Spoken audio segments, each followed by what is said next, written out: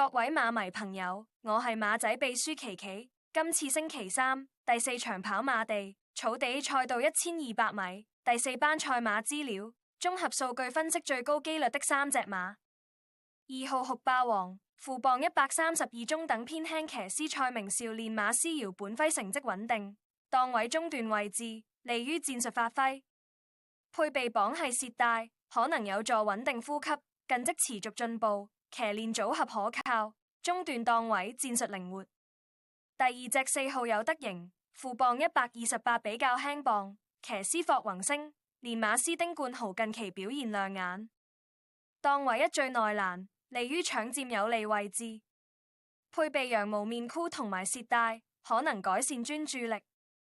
內檔優勢顯著，輕磅且配備調整得宜，適合短途爆發。第三隻8號飛雲，負磅125輕磅，騎師艾杜拿練馬師方家柏，檔位6屬中段。配備榜係涉帶，穩定呼吸節奏。輕磅加強勢騎練組合，近期狀態回升。輕磅加上強勢騎練組合有利衝刺。黑馬後補9號新力隱藏優勢近績看似平庸，但係練馬師鄭俊偉近期更換訓練場地，馬匹草地衝刺數據提升15%。騎師配合楊明倫擅長內檔戰術，7檔位置可以緊貼內欄節省體力。風險提示負磅123磅略重，需要依賴戰術執行精準度。